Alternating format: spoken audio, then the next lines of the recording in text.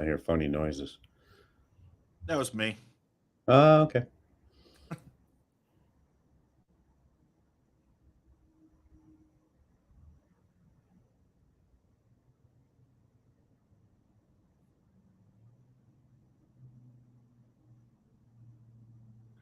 You make a lot of money.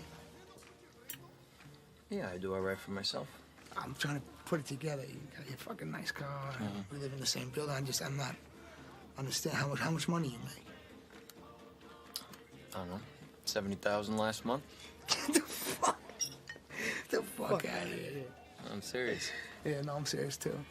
Seriously, how much money you make? I told you, 70,000. Well, technically 72,000 last month, something like that. You made 72 grand in 1 month. Yeah.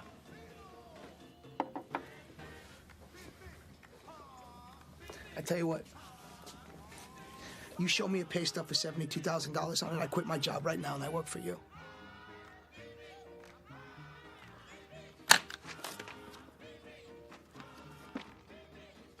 Hey, Paulie, what's up?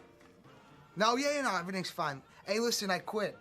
How does $1 million sound? Well, how does $1 million sound? Hold up, everybody. Stand back. I have it. How's $1 million sound, man? $1 million sound like a 1 with 6 zeros behind it, with 2 commas separating them. However, from the sound of CNN and the looks of the Wall Street Journal and everybody else, the people with eyes and ears go to get their news, you broke, motherfucker. Here it is. Show me the money. Money!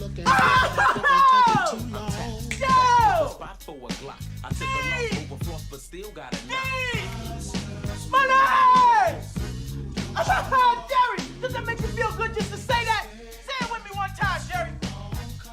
Show you the money. Oh, no, you can do better than that, Jerry. I want you to say it with meaning, brother. Hey, I got Bob Sugar on the other line. I better hear you say it. No. Show you the money. Not show you. Show me the money. Show me the money. Yeah. Louder. Show me the money. That's it, brother, but you got to yell that shit. Show me the money. I need to feel you, Jerry. Show me the money. Jerry, you better yell. Show me the money. Show me the money. You think I'm joking? I am not joking. I am a millionaire. It's a weird thing to hear, right? I tell you, it's a weird thing to say. I am a fucking millionaire. I guess how old I am. 27. You know what that makes me here? A fucking senior citizen. This firm is entirely comprised of people your age, not mine. Lucky for me, I happen to be very fucking good at my job, or I'd be out of one. You guys are the new blood. You're gonna go home with the Kesef. You are the future big swinging dicks of this firm. Now, y'all look money hungry, and that's good. Anybody tells you money's the root of all evil doesn't fucking have any. They say money can't buy happiness. Look at the fucking smile on my face. Ear to ear, baby. You want details? Fine. I drive a Ferrari, 355 Cabriolet. What's up? I have a ridiculous house in the South Fork. I have every toy you can possibly imagine. And best of all, kids, I am liquid. So, now you know what's possible. Let me tell you what's required. You are required to work your fucking ass off at this firm. We want winners here, not pikers. A piker walks at the bell. Piker asks how much vacation time you get in the first year. Vacation time? People come and work at this firm for one reason, to become filthy rich. That's it. We're not here to make friends. We're not saving the fucking manatees here, guys. You want vacation time? Go teach 3rd grade public school.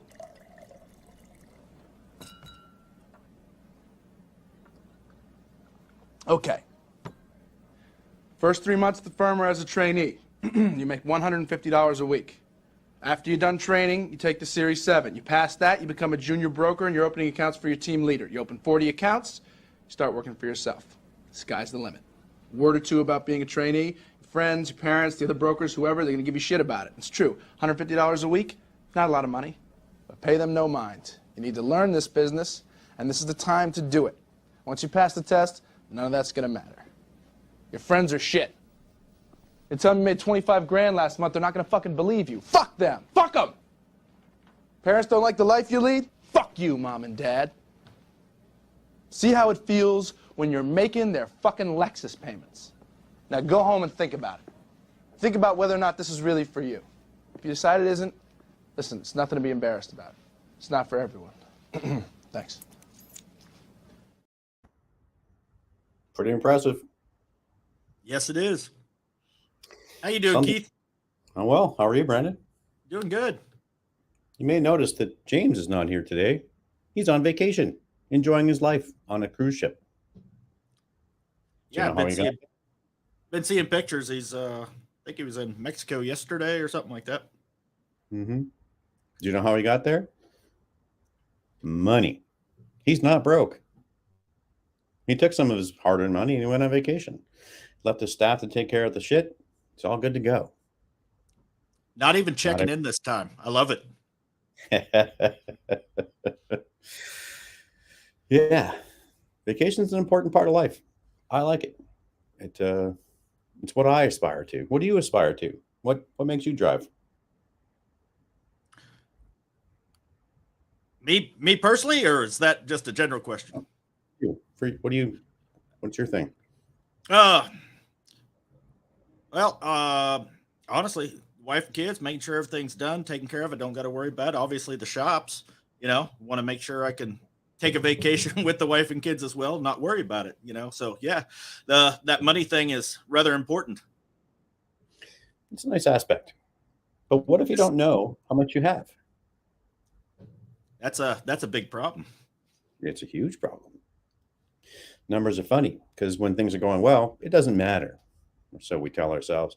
But when it's not going well, we scramble. How the fuck do I make ends meet? Absolutely. I have a formula. So everybody uses QuickBooks, right? I have a bookkeeper. She does all that stuff. She takes care of the government's view of things. On the other hand, I look at my numbers every single day. I plug them in myself. I make it all work. So what you see in front of you is an Excel spreadsheet, and there's a bunch of numbers on it. So in this column, I have my suppliers that I pay lots of money to every year. So I buy Audison, I buy Focal, and I buy just all kinds of cool stuff. And it's all in here. So this is just 1 month's purchase. And I also have a line for others because whatever I spend on my credit card for parts to make the shop work, all goes in here. The other column is all the other shit that makes my company run. So I don't spend much on advertising anymore. Bonuses are always a thing. I have a nice car that the company pays for. I buy extended health. There's so credit card fees. Ouch, big numbers, right?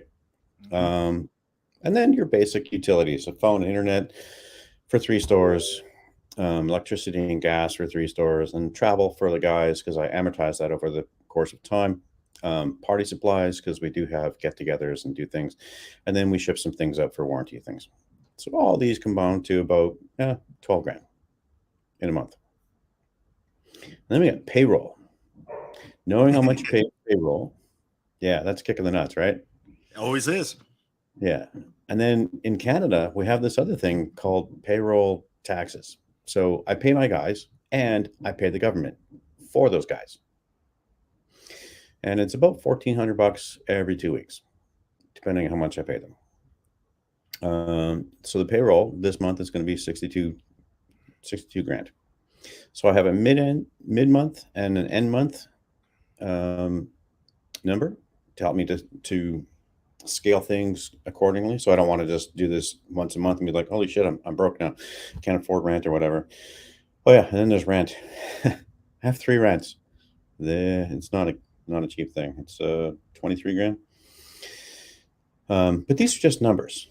The important part is to know what the numbers are, how to find them, how to put them in here, and how to work it so that these numbers don't dictate your demise. So knowing that my monthly nut is 189 grand may freak some people out, but it's what I know. It's what I know has to be there. So in order to get there, I'm going to go back a little bit. Do you remember when you're like first living on your own and you're like in your teens or your 20s and you're thinking, oh, fuck, I got to make rent. I can't spend this money. I got to put it on rent and all that shit, right? So you're in your mind, you set it up so you didn't lose, you paid your rent on time. Ish.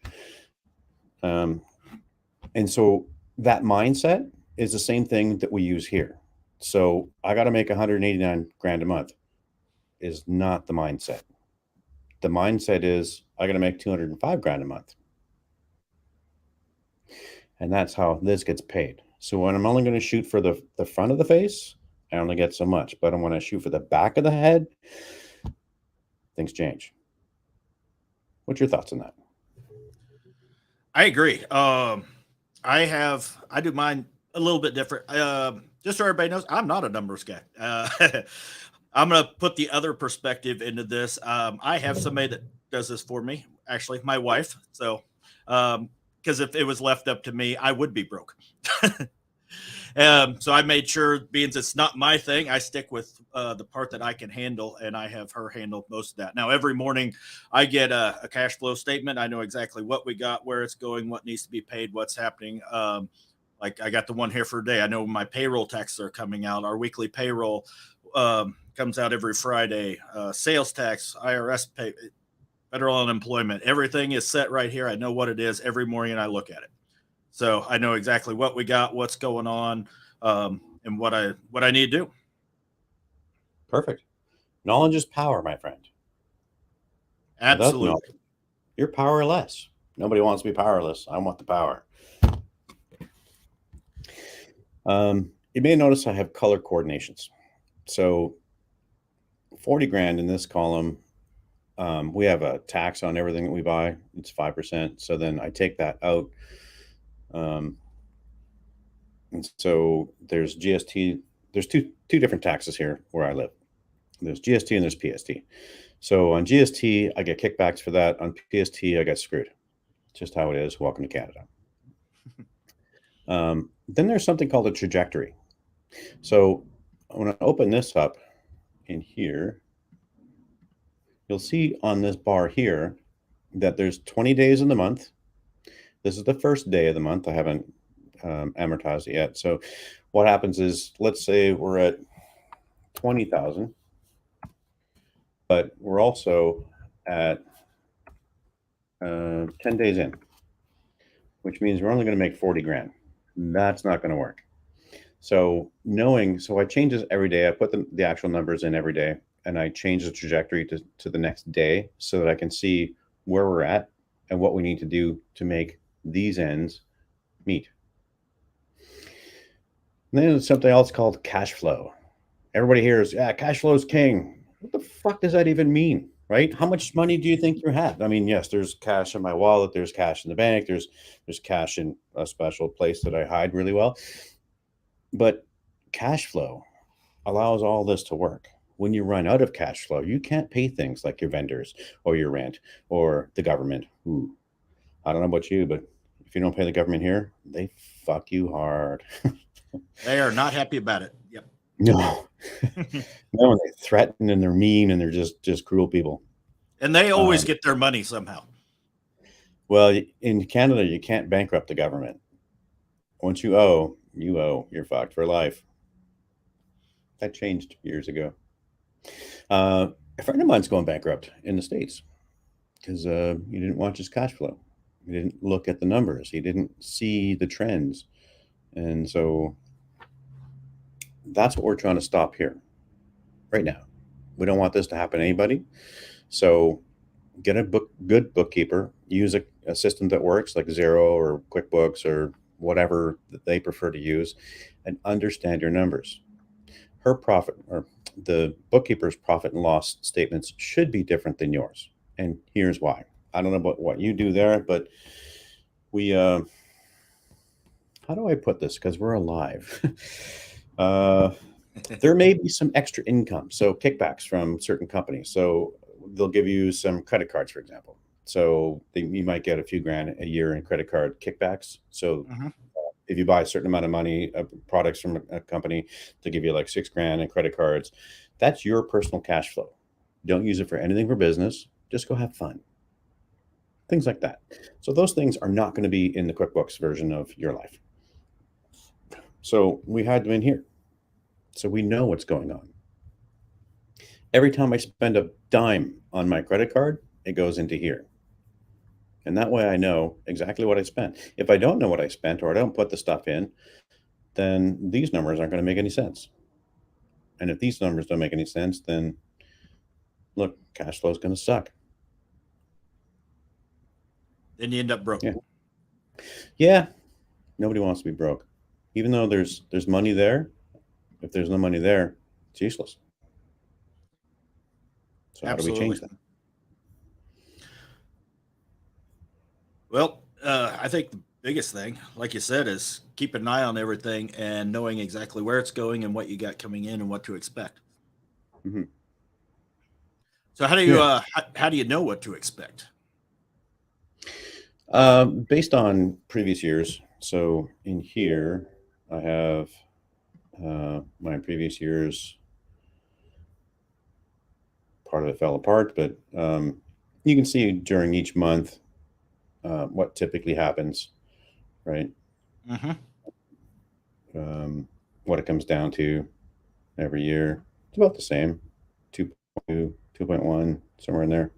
Mm-hmm. 2.5 this year is the projection. So projecting is one thing. It's just a goal. It's not an end all be all, but understanding what the projections are, different months, there's dips and peaks, and riding through those, having cash flow in the bank so you can ride through those things, super important. Mm-hmm. So in the same time, when you're making all that money, don't go to the races and think you're going to make it more. Put it in the bank and save yourself some money. Reinvest in something that's solid so that when November comes around and everything's dead, you'll be okay. Yeah, absolutely. I love what you said about there about putting that extra money back and being prepared. One thing we do here is we have several different folders, so to speak, in our QuickBooks setup that we can actually, like, say our tax payment that's going to be due. We put that in this one, or what, just different things that have it all set up so that when that comes due, it's not, oh crap, got to rush and figure out where the money's at or figure out where to get it from. It's already there and taken care of as well. So planning that for that future and about what to expect is a huge deal. It is. Makes life way easier. Yeah. Without it, you'd be like, oh, what do I do? Do I go bankrupt? Do I call up all my vendors and say, here's your stuff back? Do you guys have an open to buy? No. Okay. So an open to buy is this. Every month, I'm going to spend a certain amount of money on product, which means I can't overspend because that'll fuck up my cash flow, right? So each of my stores has an open to buy. Depending on the month, it could be 30 grand, it could be 40 grand per store. Well, for that store, that'll do this much. And then for the store that only does this much, they only get like 20 grand. Right. So it keeps things in check. So having a quality inventory managed will make a huge difference on that as well. So knowing what you have allows you to know what to buy. Keeping things within your limit allows you to keep your cash flow. Right. Absolutely. I know you definitely keep a lot more inventory and stuff on hand than I do. We do. Well, we're more of a skeleton crew, and things are booked out a little bit further, and we usually do it a lot more as we go. I don't stock as deep as a lot of people just because I don't feel like I need to. We just don't do as much retail as a lot of other people do, which is fine either way, I think. But just how it works for you. But keeping track of that inventory and, like you said, knowing what you have and what you can get or need to get and what you need to spend money on, making sure it's not lost somewhere and not know where it's at is a huge problem. I may have done that. Yeah. Yeah, we all go through it, right? It's trial and error until you figure it out. And it's like this cash flow thing right here. So I figured the first store is going to bring in this much, second store is going to bring in that much, and then the third store is going to bring in that much. In order to get to 205, which is not this, there needs to be more. So this needs to be 65 grand. And then the 80, 60, and that'll give me the cash flow that works well with everything else. So every day, at the end of the day, my bank gives me a statement and I get some numbers for each each location. I put them into here so I know exactly how much cash flow is coming in. They also have cash that go in the safe until I can make it to the bank. And then as soon as it gets into the bank, then I put it into here. That's how I keep track of cash flow. I think a good key point to make on this too is you keep all this right here on one spreadsheet and do it every day. But this way you're not looking here for one thing, here for another, looking at, QuickBooks or this or, it's all in one space. And once you've gotten used to this and know what you're reading, you know what to look at and what to go with. And it becomes, I guess, second nature, I would assume. Yeah. It's like, how do you tickle your wife? Some wives are ticklish in certain spots and not others. If you don't know, you don't know.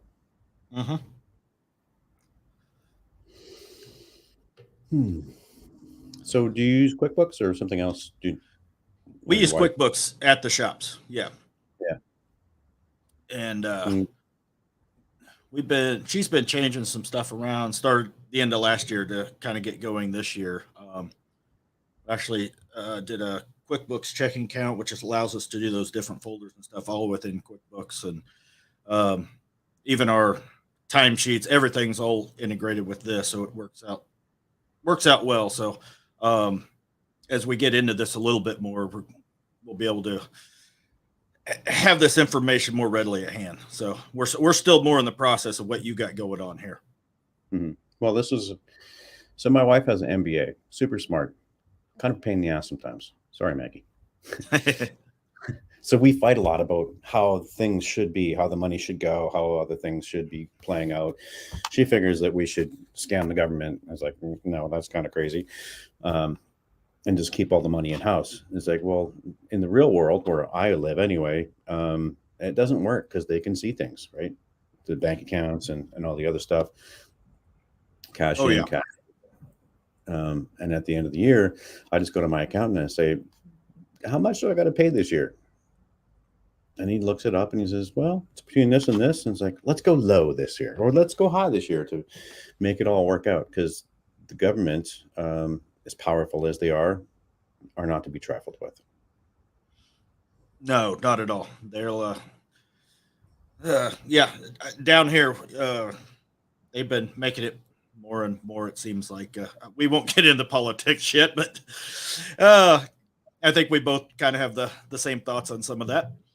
But they're. I mean, they just hired whatever 80,000 IRS agents. What are they going to do with those? I mean, let's be honest. So keeping your stuff, keeping your stuff in order and up to date, and not trying to screw them over is going to save your own ass, because they'll get theirs.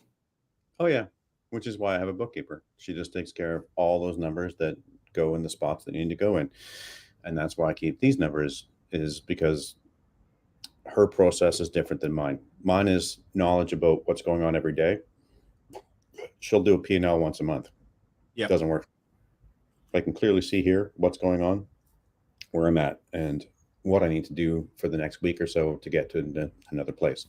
Sometimes it may have to be increase this budget in advertising in order to change how things are going. Or sometimes there's no party supplies. It's give and take on everything, right? This is just a general guide as to what I could spend. Right. But it's give and take. So this month we're going to go to Knowledge Fest, next month. And then the month after that, the rest of us are going to go to another convention in Toronto. And so I need to budget for that. Yep. So that's what I do, because it's not cheap. No, not at all. Yeah. I think our trip to Arizona, I think for two of us is going to be somewhere around $3,000 or $4,000 just for two of us to go. And so, it adds up quick for sure. And keeping your finger on the pulse of what's happening every day allows you to adjust quickly. Mm-hmm. Yeah. And if these numbers, if they drop, you might have to lay somebody off. Not always the most pleasant thing, but it's a business conscious thing to do. Yes. And when these numbers spike, you'd be looking for more people to employ. Oh, yes. Excuse me. Yeah. And we kind of went over that with the hiring and stuff last time I was on here anyway. And so this is a good place for you to gauge some of that from, for sure. So currently I have 12 employees. And for 200 grand a month, that works. Right. I still get money at the end of the year, at the end of the month for myself, my company. Things all get paid, and it works fine. But when these numbers change, and you can see, like, so typically February, March, there's usually a dip. Is that the same in your area? Yeah, we're usually March, April is usually now this year we haven't finally got a little bit of snow today, but usually we're doing remote starts, November, December, January. And this year it's been warmer. It hadn't had snow and ice and stuff as normal. So that hasn't been happening. So we've definitely had to change and adjust, and we're focused more on, the audio side of stuff and whatever, which is fine. We like doing that. But at the same time, the remote starts and stuff definitely pay bills as well. So especially when you made that opening, or early big order to be prepared for it, and they're sitting on a shelf. So you got to come up with something that goes back to one of those projection things that, sometimes it doesn't work and you have to adjust. Right. So let's talk about that. Product on the shelf costs you money. Yep. It doesn't look like it costs you money. I mean, you're just paying your bills every month, but there's a cost to having inventory, especially when the inventory is not turning. Yes. So the cost is called cash flow. And so when this cash flow changes to pay off your stuff, then you can't buy other stuff. So when it's time to do a big stereo job for some guy, you just don't have the money because it's all tied up in remote starters. That's your open to buy. So when you change that and you give it back to the supplier, if that's a possibility for you, then your open to buy becomes open again, and you can buy more stuff and not be cash flow fucked up. Very well put. I'm eloquent. So over the last couple of years, because of I made it. I don't know. I'm dropping stuff. I think it was on my end. I think I knocked the remote off or something on my desk. Sorry. It is the season. We've been ramping up our inventory because of shortages. And then all of a sudden they started flooding the market with all their shit. Like I got a ton of Pioneer and a ton of Kenwood and all kinds of stuff. So my inventory it's bloated at this point. So I'm not buying any for a while. So this number here, my open to buy, has kind of shut down for a while because I'm overloaded. And so next month, these numbers won't be there. It won't be the 90 grand that I'll be spending this year or this month. It'll be more like 20 grand just to get the odds and ends that need to happen. Yep. And that's the ebb and flow of that. So keep in mind that these are just numbers. These are my numbers. Everybody's numbers are different. But the bottom line is there's a certain amount of money you can spend, and there's a certain amount of money you shouldn't spend, depending on where this is going and what you perceive the next month to be. So you're supposed to be doing remote starters right now, but you're not. And the same thing happened to one of my stores in the interior because it snows there a lot, but it didn't snow. It snowed twice this year. Yeah. So remote start sales were in the shitter. So we focused on hot rods and things that people could bring in while they're waiting for the winter to be over. And so our open to buy on in that store was less because we invested in remote starters. Right. I had something I was going to add in there, and I totally lost it. So keep going, Keith. Bring it back. Just more Red Bull. You'll be fine. Yeah, it'll click here in a second. Either that or on Thursday or something. Well, save it for next time. Write it down. Do you give bonuses out? Is that how your structure works? Everybody's structure is different. I do. Okay. I usually do. Honestly, I do more raises than bonuses. I try to keep it. I don't know. I don't know. I've never been. I do like Christmas bonuses, or maybe once or twice a year. Something. I wouldn't say I do. Like a profit sharing or every month or something like that. I don't know. It just I feel like it's better to keep it more even keeled for them. Just do it as a raise or something like that. And they know what to expect. But that's just me and the way I look at it. So That makes sense. I've done it all. I've had hourly, I've had salary, I've had commission, I've had combinations. Currently, I'm on a salary system. Everybody gets a standard salary. Um, and there's 168 hours in a month to work. So at 168 hours a month, if you could do 111, that's the changing point. So that actually pays for your salary at the amount of like $50 an hour. yeah, So if you can make that over a 3-month period, if you get more than that, you get a bonus. The bonus is split between what you would have made strictly on commission as opposed to what you just made on salary. Pretty good stuff. okay, yeah, I understand that. So it gives them incentives to do the things right because if they fuck up, that costs them time and energy, and it gives them an incentive to do more. I like that. I've looked at a few different ways. I've done salary before. I think it was more of a I didn't pay attention as well, or maybe I don't know, maybe because I was still new at doing this myself, and I think it may have gotten abused a little bit, and so we changed it up a little bit and have gone to all hourly, and it's so far been good. I'm not sure. I've worked on commission myself and loved it. I'm not sure if these guys would or not. If I could, I think, have some sort of incentive there, like the way you have it set up. I really like that. So I may end up looking at that and talk to you a little bit more about that at some point. Cool. Yeah, I've learned a lot of lessons. Some people thrive on commission, and some people get really pissy about it. Mhm. So in the beginning, we were 100% commission. If you made money, you made money. If you didn't, you went home broke. And it was defeating for some and cumbersome for others. And so I went to hourly, and people would clock in or they would cheat their hours. Kind of shitty. Mhm. So then we went to salary because in Canada or in BC anyway. So in salary, there's a fluctuation. You could work 40 hours a week or 50 hours a week. It's all the same money, right? Or Yeah. 35 hours, whatever. We could play with it. But then people kind of took their time to do things and didn't really give a shit. So we went to salary with bonus, and things opened up.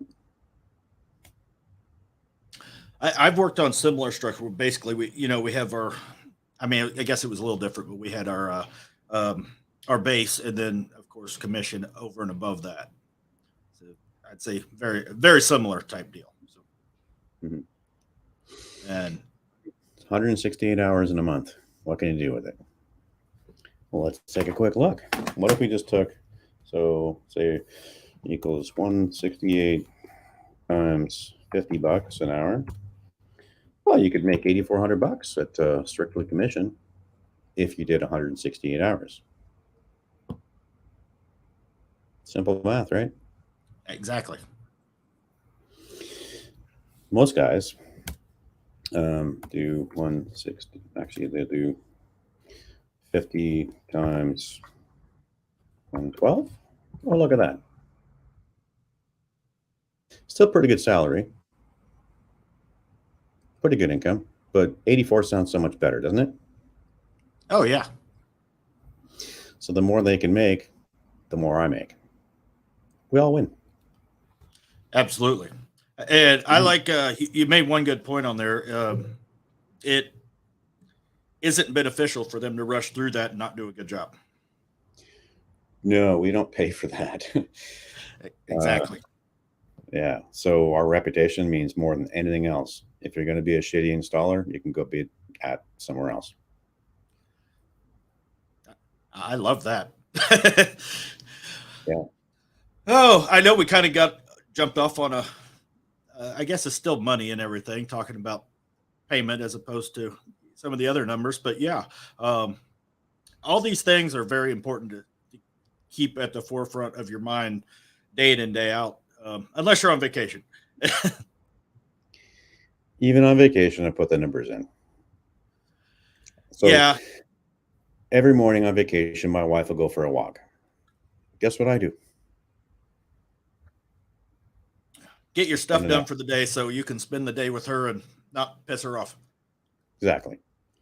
Then we go have fun, come back, have a nap because we're older. I love naps. Yeah. Yeah. With this kind of information, I can have a nap without issue. And you're a lot less stressed because you're not worrying about what you don't know. Exactly. So stress comes from within. And when these numbers get all messed up, then it creates internal stress. So let's go with this only did 30 grand. Oh my God, oh my God, oh my God. And this only did 50 grand. Now what are we going to do? We're negative 50 grand, right? But the cash flow is still okay because they keep bringing cash in either from the month before or there's deposits. Oh, deposits. Let's talk about deposits. Deposits are so important for cash flow. Get deposits, at least 25% down. It helps the flow so much here. We do pretty much give or take 50% deposits on every job just because it keeps things rolling, like you were saying. I didn't do that for a while. We had everything from, people not showing up for appointments and the regular BS, but also on the back end, this cash flow thing, it helps immensely. Yeah. So you could be upside down by 50 grand in a month, but because you have cash flow, you're fine. Yep. If it goes the other way, not so fine. So even though you bring in money, corporations owe you money, and you only bring in 30 grand here and 50 grand here. All of a sudden, that 50 grand upside down, which doesn't compute up here, fucks your life.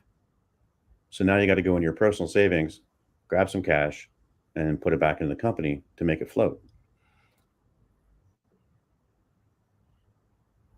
Cash flow is king.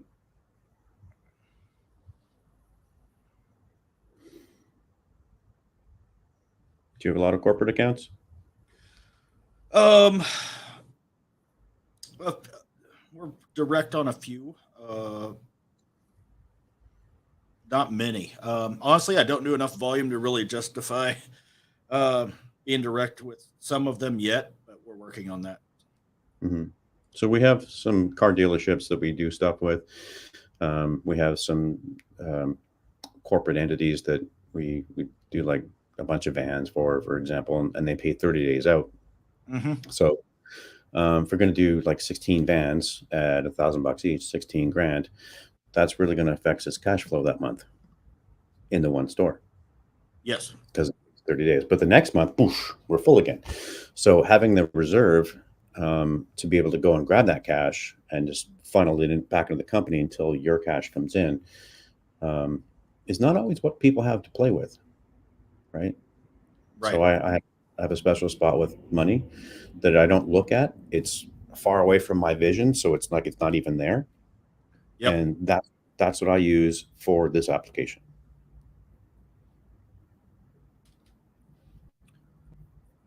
And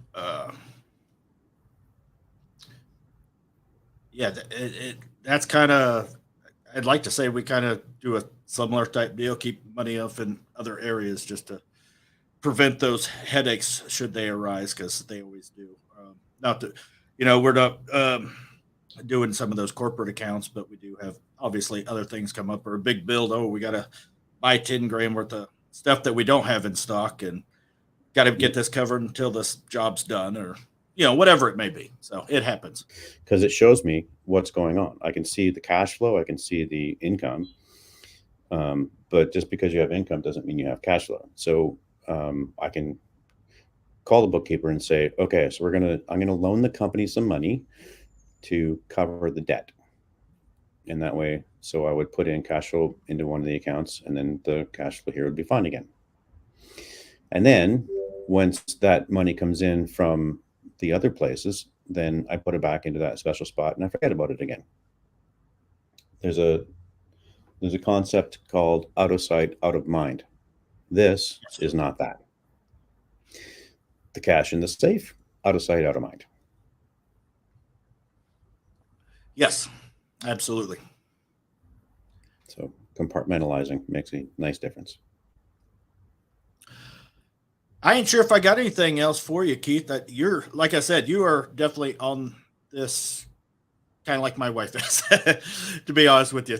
She's down to the penny on everything, knows where everything's at, what's going on. And I rely on her a lot for this. I've said that numerous times, numerous places. I ain't hiding it, but I have learned a ton more doing things like this with you, and the way she's changed and shows me things every day and says, hey, we need to do this, or hey, let's do that. And I'm like, hey, I learned this here. I heard this here. How can we make this work with us? And it's been a huge eye opener, but also a huge help in learning how all this works and how to keep it working and hopefully growing into the future. It's always the way. I have a bookkeeper. She's 4 hours a day, 5 days a week. She keeps things in line, including me sometimes. Yeah. Yeah, I definitely have to get told to get my ass in gear sometimes. But yeah, I don't. What else you got to? Anything else to add to that? See you all at Knowledge Fest or CMA. So the Canadian Mobile Electronics Industry will convene in Toronto at the end of March. I'll see you at one of those shows, hopefully. And if not, Brandon, I will see you back here soon. Yes, we will see you at some point somewhere. Definitely. Nice. All right. Thanks, Keith. Thanks for letting me jump on here and hang out with you. Oh, thank you. Always appreciate it. All right, everybody. We will see y'all later.